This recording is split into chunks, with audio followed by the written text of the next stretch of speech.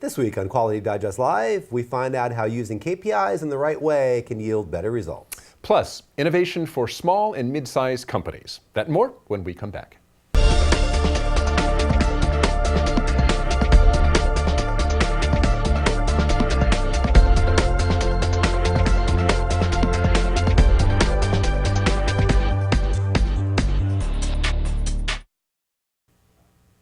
Welcome back to Quality Digest Live for December 19th, 2014. QDL is your weekly look at who and what is making the news in the world of quality. I'm Mike Richmond, publisher of Quality Digest. And I'm Quality Digest Editor-in-Chief, Dirk Ducharme. Well, put on your geek shoes. We're going for a walk in geekdom. That's right. The folks at NIST have really outdone themselves. They and others around the world have been working to define the kilogram as other than just this physical platinum iridium artifact at the International Bureau of Weights and Measures in Paris. They're also trying to nail down something called Planck's constant. And to do this, they are developing an extremely precise watt balance, and we'll get to that in just a bit. A watt balance basically compares the mass of an object being weighed to the amount of power in watts required to balance it, which in turn all relates back to the Planck's constant. Don't ask. Anyway, now as we'll see in a bit, the concept of what scientists are trying to do with the watt balance is both very cool and also pretty deep, and nothing helps explain cool and deep to students like a working model. So those fun-loving guys and gals at NIST have written a paper, an 11-page paper, that describes in full detail how to make a watt balance out of Legos. Legos? Legos, that's right. Wow. Everything is cool when you're part of the team. Everything is awesome, that's right. That's right, a Lego watt balance. Now, what led up to this? What would lead up to that? well, actually, let me tell you a little bit, first of all, what it is. A watt balance, as I said, it's a very precise scale. On one side, you have you put your mass, let's say a chunk of metal or whatever it is you want to weigh. On the other side, you have basically an electromagnet. And they increase the power, decrease the power of the electromagnet till it exactly equals out the mass. Now, electrical power and mass, these are things are all related. E equals mc squared, all this kind of stuff, right? Mass, energy, all these things are related. So if they know the power required to balance out the mass, they know the exact mass. So this has got to be calibrated. It's a very finicky piece of machine because of the very small, the effect that gravity has even on small changes in height. So even though the concept of the machine is fairly simple, it's very difficult to make it precise enough to be better than what they have right now, which is a chunk of metal sitting in a vault in Paris. Right. So what NIST did is they wrote this 11-page paper that outlines in detail, including a complete parts list, part numbers, where to buy the parts, to make a watt balance out of Lego. And about 80% of it is Lego, 20% of it is some electronic components, but the whole thing only costs about $700. So anybody could build it, but basically they're targeting it at schools for a modest outlay. A school science project or something could build a watt balance. And by the way, this thing is accurate. It has a repeatability or accuracy of about 1%, which for something made out of Lego is pretty darn cool. Yeah. So I mean, this is really neat. So That's cool. What led up to this, and why should we, students care? Well, for a long time, international metrology standards were based on physical artifacts or imprecise measurements that were subject to change. So for instance, a second was defined as 1/86,400th of the mean solar day. And the meter was 1/10,000,000th the length of the meridian through Paris from the pole to the equator. And of course, the mean solar day has itself changed because the Earth's rotation around the sun has changed. And the length of that meridian, well, they were wrong to begin with. So these aren't really standards. Standards shouldn't change. They should be changed on stuff that is immutable, like physical laws. Right. So as measurements needed to become more and more precise, it became obvious that the measurement standard would be based on these physical constants. And many have changed. For instance, a second now is, and I'm simplifying this, basically 10 billion oscillations of a cesium-133 atom.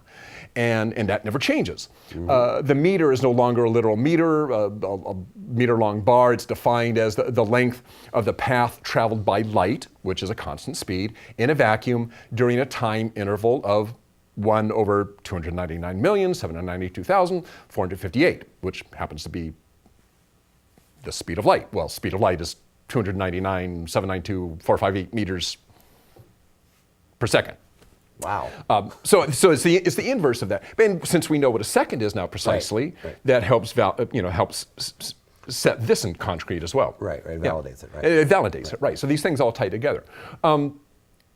So the kilogram, on the other hand, still remains to this day, but might change in about 5 years. Like I said, this platinum iridium chunk of metal. And yes, its weight has changed due to handling and other unavoidable stuff that happens in the physical world. In fact, it's changed by about 50 billionths of a gram. Now that isn't much, but for the stuff that we're talking about nowadays, that is actually starting to impact things, and that's why they needed to come up with a better standard. So in a few years, a standard kilogram will define in terms of something called Planck's constant, which relates directly to electrical power, and the standard will be determined by these really precise watt balances. And the cool thing is, like I said here, for about $700, a school can have students construct their very own watt balance out of Lego and learn what those cool geek and geekettes at NIST are doing. And this is really just what would you call it? Would this be geeky? Yeah, Yes, I mean, yes, no, it I mean, is, it's incredible. It's incredible. What's the word? What's the word I was using? Geeky. Yeah.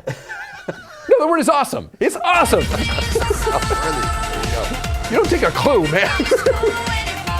I took the clue. Geeky. Geeky. It's geeky and awesome. You're sitting there. What else could come to my mind? It's true. Oh my gosh. All Well, right. in all honesty, as awesome as that is, and as geeky as it is, It's pretty darn geeky. What is really cool is the fact that they're bringing this down again to students, and they're making it so that students can understand how important this is. I mean, you ran through it quickly, the Planck constant and all that thing. Yeah. But I mean, this is real. This does impact measurement, test and measurement, and it is important. And I think it's cool that kids, students who eventually will be getting into these fields. Many of them, hopefully, will be getting into these fields. Are going to start having an understanding of this through Legos. And I think that's what was clever about it is they're taking something that every kid knows about. Every kid's known about for how long? Legos, 60, 70 years, right? And so it's immediately relatable. And the fact that they can build, the kids themselves can build a majority of this themselves, and then kind of the electrical part, which actually isn't even all that complex, can be built by helped by the teachers and so forth. But for a relatively minor outlay, you got a really actual scientific instrument that is similar to what they're using at NIST and in physical labs across the world. And what a great teaching. What a great teaching thing. Yeah, really, really cool stuff there. Talk about STEM education. There you go. I tell you, NIST really is on it, man. They really do some great work, NIST, and we look forward to it. And by the way, the links to another write-up on that same topic and a link to that NIST paper are available if you go read the article. There's 2 links in there. One of them actually links out to the NIST paper. So check that out. Yep. All right. Well, we've been talking a lot about the recent ASQ Forbes white paper, Culture of Quality, Accelerating Growth and Performance in the Enterprise. And following up on this report, last week, ASQ announced the launch of an online self-assessment tool to help organizations evaluate their culture of quality. This tool will help those organizations build on their strengths and identify their weaknesses and opportunities to improve business performance. The portal will measure 10 essential characteristics of a successful and sustainable quality culture. These include customer engagement, quality vision and values, and commitment from leadership, of course, very important. Those that complete the self-assessment will receive a report card with practical recommendations. One of the really valuable parts of this experience is the opportunity for users to compare the responses to those of senior executives and quality professionals from more than 2,000 organizations worldwide, including peers from specific industries and matching company sizes. ASQ's substantial database of users makes this type of real-time data mining and analysis possible. Well, there you go. Big data strikes again, right? There you go. ASQ, of course, has a lot of this data in hand from companies similar to the companies that are going to be responding. So companies that are going to do this and are going to get their report card and going to get their assessment will be able to match that not only with the broader base of companies out there, but with those that are specifically within their sector, which is really important. Companies that are within their sector, companies that are within their size are really important because, generalities are great, but you really want to know how you're doing versus your peers that are more, more tied to what you're doing specifically right now. So really good stuff there by ASQ as well. For more information on ASQ's self-assessment tool, visit online at asq.org/culture-of-quality/assessment, or maybe a little easier, check out the story link just below the video player screen right there. Of course, all the stories that Dirk and I are going to be covering on today's show, as always, are available right down there. Right down there at the bottom, that's right. Okay, so for quite a few years now, as any of you who work in aerospace know, we have been seeing aerospace manufacturers establish a presence across the South, including companies like Boeing, Lockheed Martin, Bell Helicopter, Northrop Grumman, and Raytheon. According to SME, this is one of the reasons that this year's, or that the AeroDef, not this year's, but 2015, the AeroDef Manufacturing Conference Exposition with Composites Manufacturing will be relocating to Dallas. This new location reflects the growing presence of aerospace manufacturing in the South and most notably in the Southeast. Like the automotive industry, aerospace companies are attracted by the region's low cost, their generous state incentive packages, right to work laws, and all of this according to a recent report by Pew Charitable Trust. Among the newcomers to the region are Airbus in Alabama, Gulfstream Aerospace Corporation in Georgia, and GE Aviation in North Carolina.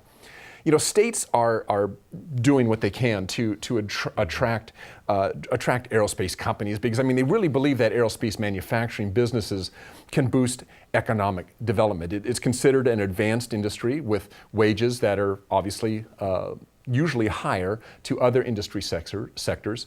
Many states exclusively extend extensive worker training provisions in their economic incentive packages. And sometimes they even take on most or all of the costs for workforce development programs. So all of these things are both attracting the aerospace companies to the South and the Southeast, and also giving the South and the Southeast some real benefits in terms of increased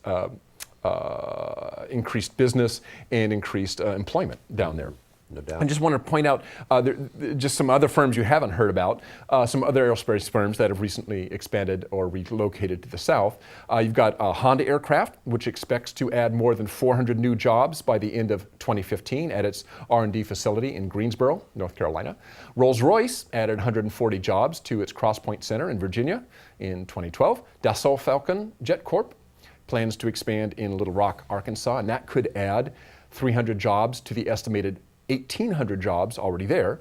And Embraer in Melbourne, Florida is building a new technology center to employ 200 engineers, and they added 50 manufacturing jobs just last year. So remember, AeroDef Manufacturing Conference Exposition with Composites Manufacturing will relocate to Dallas on April 20th through 23rd in 2015. So if you're interested in or work in that industry, that's where you're going to be in 2015. That's right. Mark your calendars. And yeah, it makes sense. We talk about reshoring all the time, and there's real advantages to reshoring in this area of the United States, in the Southeast, where there is a need for good jobs. Right. The workforce, the pay scale tends to be a little less than necessarily, right, perhaps, so you can fill those jobs for a little more affordability maybe than in some other parts of the U.S., and you're keeping it here in the U.S. Well, and that is, by the way, you touch on something that has been a bit of a bugaboo with this whole thing. Is remember when I believe it was Boeing moved one of its plants or some of that to the South because it was lower cost. Yeah. There obviously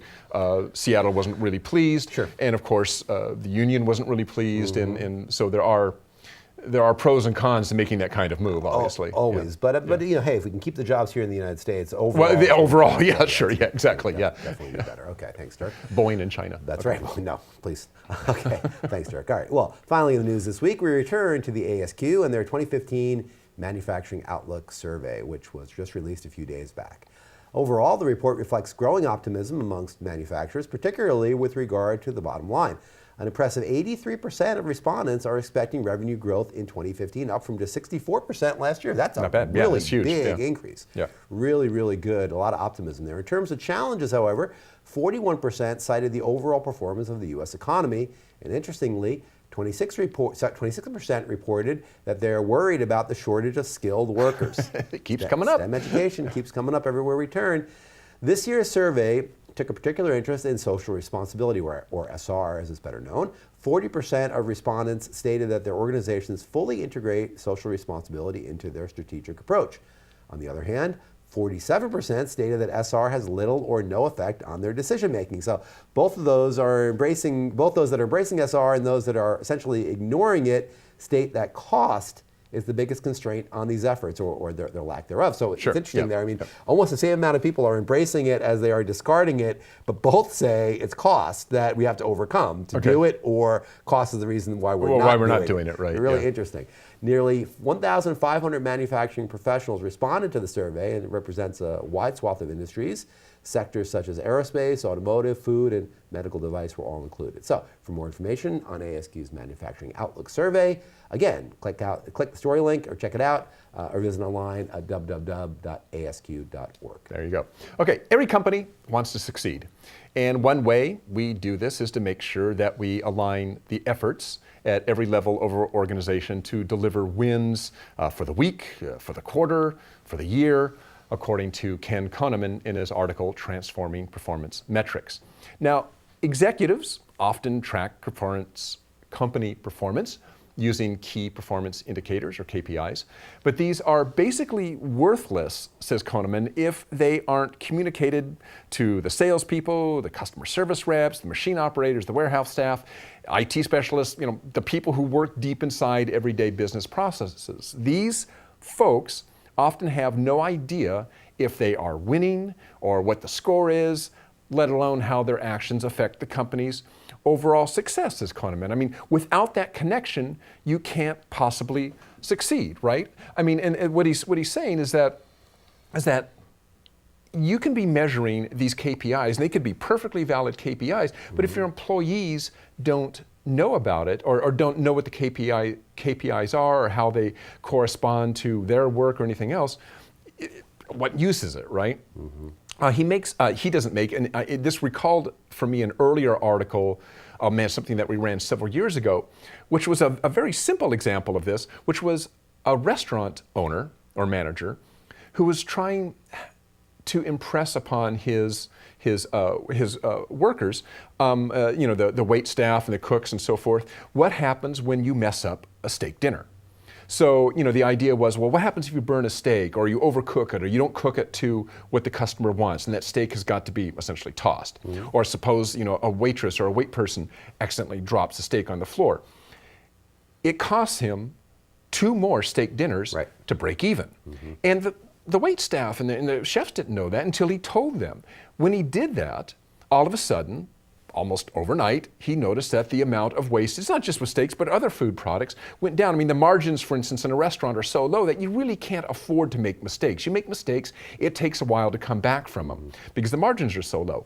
But if your people don't know that, they think, oh, I burned a steak, oh, well, that's too bad, but oh, what the heck, right? No, you got to sell 2 more of those suckers to break even, right?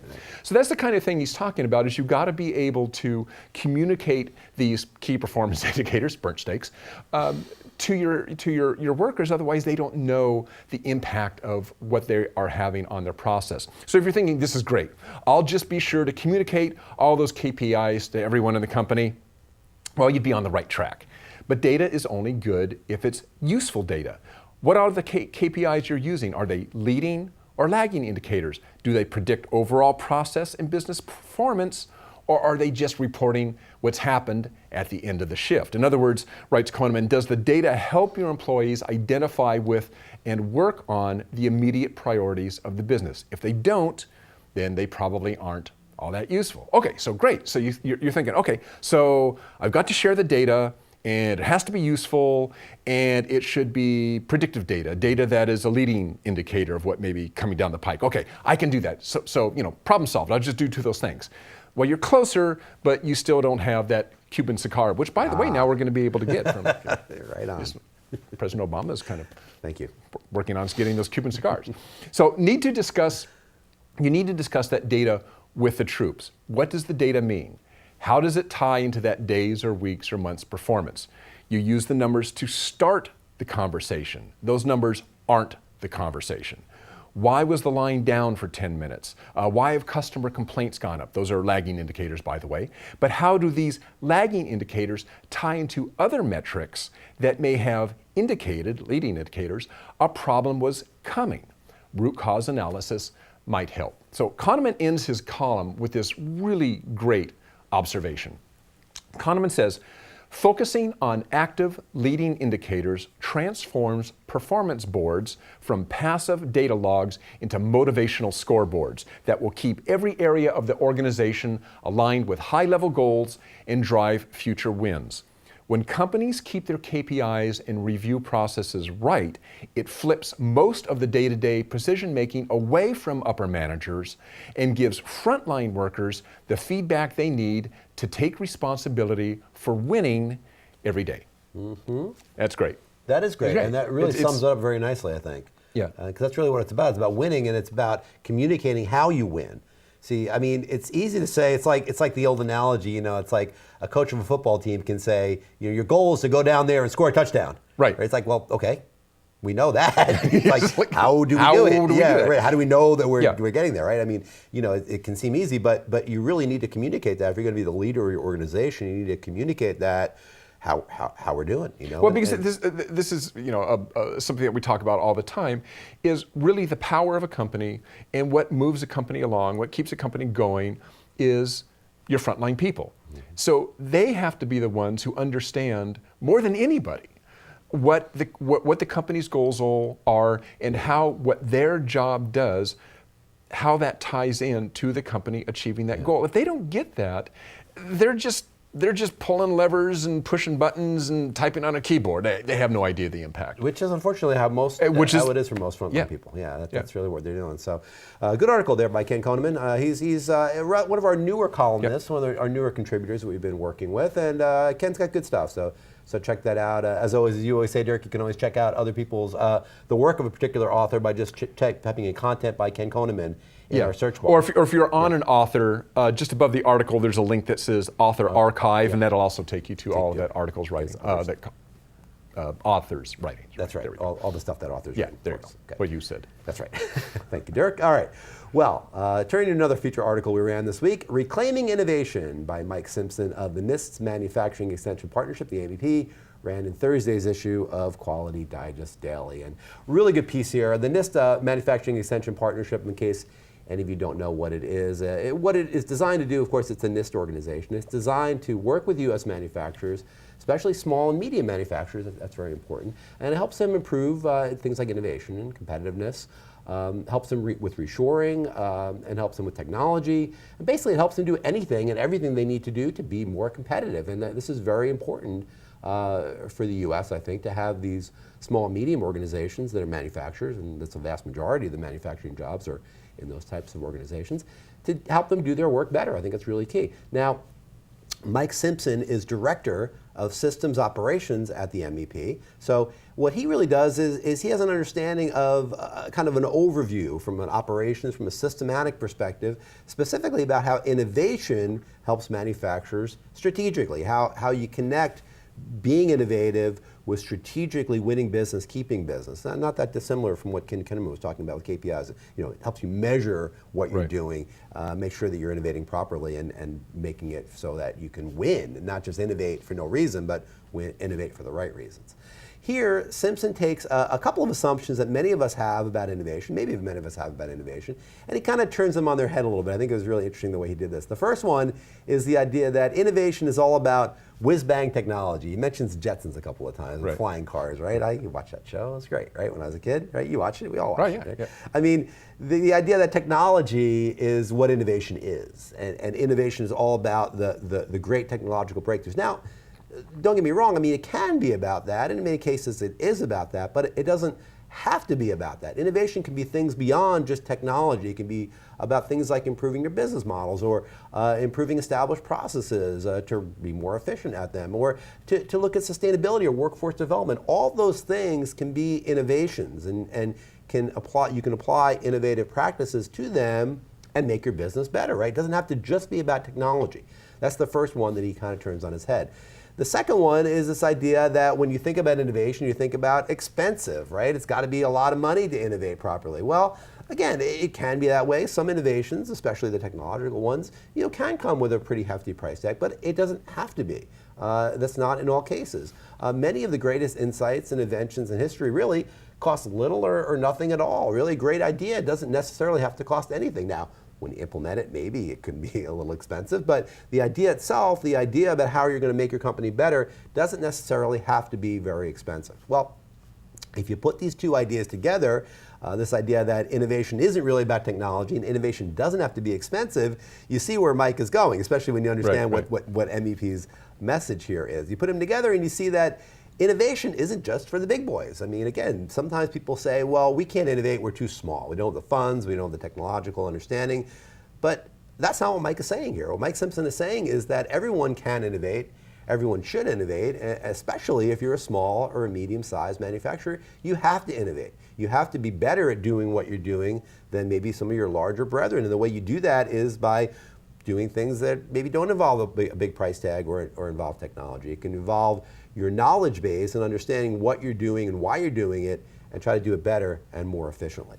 There's a really good story he uses, I think, to compare this, and you probably remember this one too, Dirk. It's kind of an urban legend. He says it's an urban legend as he's talking about it. And it kind of has that aroma of an urban legend, but it's a cool story. And it illustrates it. He talks about soap manufacturers. And a couple of soap manufacturers, both of which were having the same problem, which was that some of their units were being shipped without soap in the box, right? I mean, it happens, I guess, right? Box didn't fill. Yeah, box didn't fill, right? On the line. So one of them, and he mentions it as a Chinese company, one of them invests in an expensive X-ray vision system, an X-ray system to look at this. And nothing wrong with X-ray systems, by the way. They're very effective for some people. He says one company invested a lot of money in an X-ray system to examine the boxes as they go through and then identify which ones were empty because they could see into the box, right? Rather expensive solution, but it worked. He said, hey, it worked, problem solved. Yeah. There was another company that had the same problem, another soap company that was having the same problem. They were having unfilled boxes that were shipping. This was an American company, as he says in his article, of course. And one of the guys in the line, the managers were kind of debating how they could do this affordably. And one of the guys in the line says, I've got just the thing. So he goes and gets a big fan.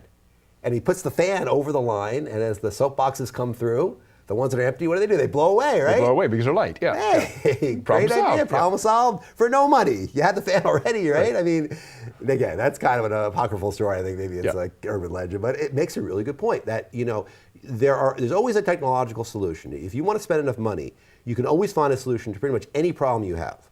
But when you're operating within a budget, you got to be a little more creative, and you got to think about ways to do things that don't necessarily mean just spending money. And there's another interesting bit about that story, which people don't always touch on, is where did the idea come from? Came from the line. It came from the guy. The guy, one of the exactly. guys in the line. I mean, that I think a lot of the innovations, and this is kind of a no-brainer. A lot of these innovations sometimes will come from your people who are directly involved in the process because they have a better understanding of how the process works and what they need to do to enhance that process, more so maybe than a manager or a CEO might, right? Now these guys might come up with great ideas, maybe X-ray, but it's your line people, it's your people who are on the floor all the time with their hands on the product who are really going to come up with innovations, I think, maybe more often than somebody else because they just get what's going on. And if you have the right culture and if you have the right where innovation is encouraged, right, then you're going to probably have a better chance of doing that. Yep. Well, Simpson closes this piece by talking about 5 things that small and medium organizations can do, 5 areas in which innovation can happen affordably. And I think these are worth covering really quickly. And the first one is lean. Lean, of course, bringing in new efficiencies, new cultures, understanding how teams work together, looking for inefficiencies and improvements can yield, as you mentioned, a lot of innovation. Another one is exporting. Look at new markets outside the United States, perhaps. I mean, there might be an investment up front in doing that, but it may not be as much as you think, and you may find that you have a lot more market than you had before. Green is another great one. I mean, you can combat rising, say, energy costs through being more sustainable and embracing some green solutions. Another one is marketing, and this is one that we talk about a lot here, of course, because it has to do with website development, social media, different ways of reaching out and finding customers that in many cases don't cost a lot of money, but you can have a lot of creativity in those ways of finding and reaching customers. And the final one he talks about is quality management systems. Certification, of course, not only improves your company, but can also yield a lot more marketability to your company too. So these are 5 things that Mike Simpson suggests that can be very effective ways of smaller and medium companies, manufacturers especially, having innovative approaches to problems and improving basically what they're doing and competing better on the world stage. Right. So good stuff. Good piece there by Mike Simpson. Thank you, Mike, for doing that.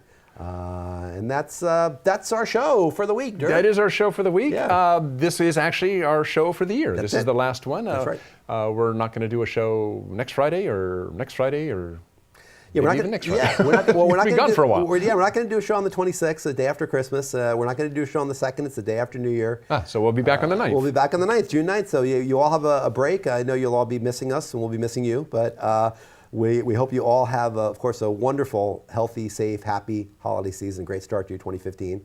And we'll see. right. We do have a couple of days of QDD next week, though. So people should check us out. Yeah, you will still be getting your newsletter. Yeah. Monday, Tuesday, and Wednesday. Yeah, so check keep your eyes that open out. for that. Yeah, and then we'll see you in a couple weeks in QDL. There you go. And hey, you guys at NIST, you guys are cool. All right. So, And you're all awesome, too. That's right. So you all have a great Christmas and Hanukkah and Kwanzaa Year's. and everything else. And New Year's and all that. All right, so long. We'll see you. Bye.